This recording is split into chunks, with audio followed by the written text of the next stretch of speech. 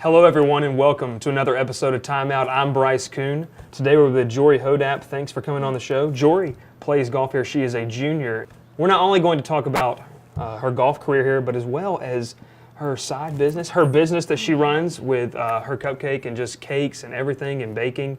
She has a passion for both golf, and we're going to learn more about her on and off the course. So Jorie, thank you for coming on today. Well, thank you for having me, Bryce. I'm really excited to be here, talk about everything that I've been up to. Yeah, you've been up to a lot. We were talking a little bit before the show and everything, and talking about, golf, and as well as, as you're injured right now, trying to work back from that, and going to end up playing here again soon, but you've been really busy with this as well. But talk to us where you're from, how you found the passion for golf. Sure. So I'm originally from Dublin, Ohio, which is very cold for a lot of months of the year, but it was a great place to grow up. But my parents and I decided to move down. We found a place in Carrollton, Georgia, when I found Barry, because none of us like the snow. I can't play golf in the snow. So we made home down here, and I've fallen in love with Barry, and just my golf career I've been very blessed by it. Had lots of fun out there playing. Right now, had a few setbacks with an injury, but originally my grandpa was the one that got me into playing golf. He played for Ohio State. He doesn't like when I brag about him, but he did caddy for Jack Nicklaus for a while in the same hometown up in Ohio. So he's really taught me everything I know about the game and just filled me with a love for it. Having that influence, how have you felt that's led you to make the college decision? What went into that college decision saying, I love this, it's fun, I want to continue to play this? Yeah, I was kind of on the fence. I'd been an athlete my whole life, but wasn't really sure if college athletics, I knew D1 probably wasn't going to happen. Didn't really know a whole lot about the recruiting process, but I worked with a lady out of Greenville, South Carolina named Randy Jackson, and she sent me a list of all the coaches to call, and I saw Barry on there, so I said, what the heck, it's kind of late, see if he has a spot for me. And I called and talked to Coach Brian Farrer for about half an hour. And it was just off and running from there. I saw the campus and was like, this is going to be home. Yeah, we talk to a lot of people, and what they say, they see the campus, and talking with some of the coaches, they feel if they can ever get the student athlete to come onto campus, they can sell that as well.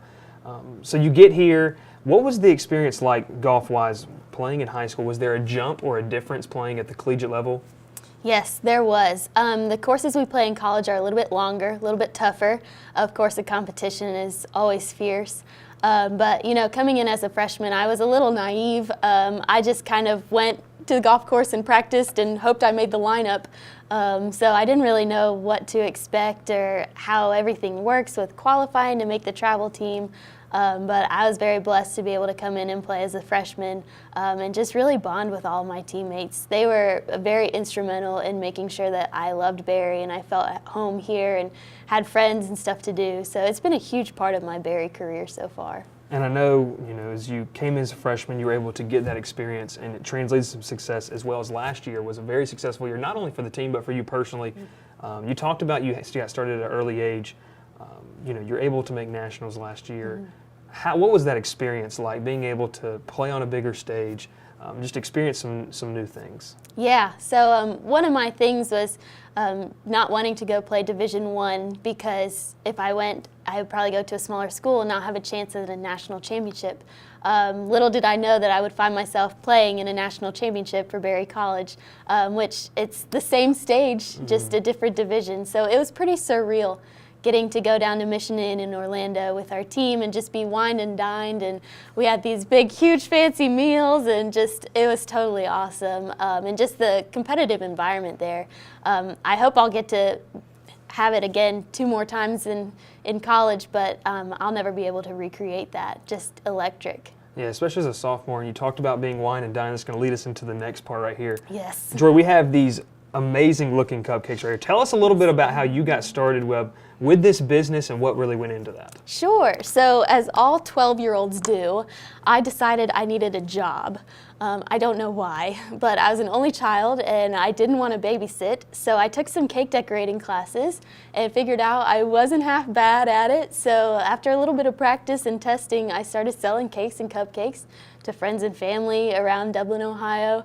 And then it just kind of took off from there. I had a lot of help from business leaders in the community. My mom's boss was an accountant, so he helped me on all of the administrative side. But it's definitely my passion to just stand in my kitchen and bake and do stuff all day. So I've been very blessed by all the people I've met, and definitely have had too much frosting in my day, but I don't see any stopping point soon. Yeah, and you talked about, Barry's a school that gives you a lot of opportunities as well, and you've been able to market this very well with the help of some of, your classmates, your teammates.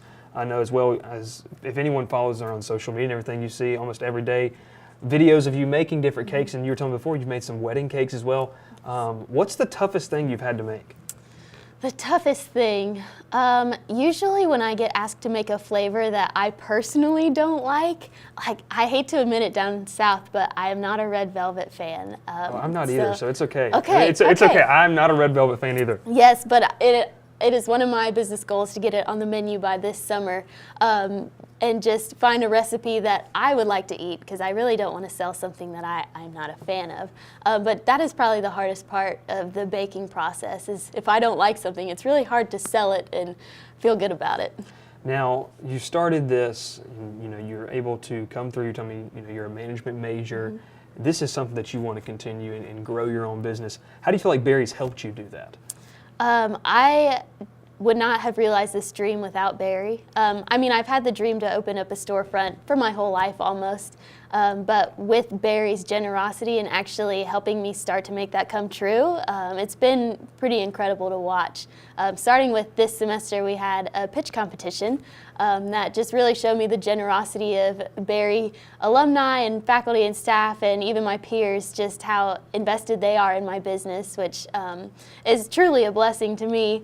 It's just really cool to see the community come together to support me, just because I love baking cupcakes and I would love to do it full time. I love Rome. I would love to open up a shop here maybe one day, but that's a little ways off. Yeah, so you talked about you're a junior. Right now you're injured, so you've had to, you get to devote a lot of time. You don't have to, you get to devote a lot of time to these. Right here we have some peanut butter ones that, guys, I've been smelling them for the past 10 minutes and I'm starving already.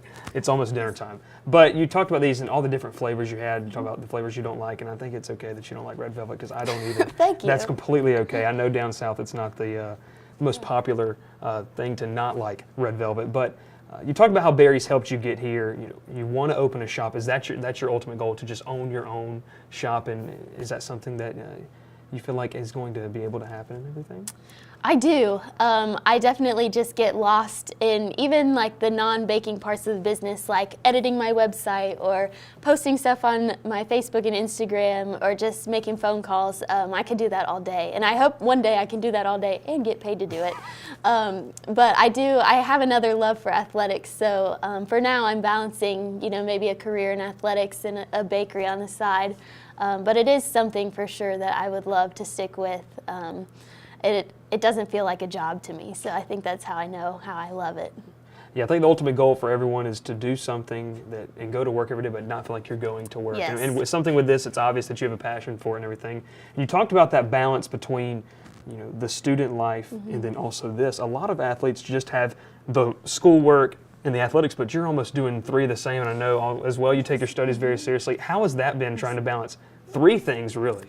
Yes, somehow I still get a decent amount of sleep each night. I really don't know how I do it, but I think when you love to do something, you make time for it, and that's kind of just how I've gone through college. I'm a pretty good compartmentalizer, so when it's time for practice, I go practice, and when it's time to fill an order, I'll fill an order, and when it's time to study, sometimes I won't study too hard, but I try to. Yes, I know. I'm in a class with Jorie as well. She studies a lot better than I do for it in agricultural science. But yes, these look amazing. I know you've had a lot of success with this as well. And it's one thing that's also really cool is, you're starting this now. So when you graduate, you already must have a full head of steam going into it.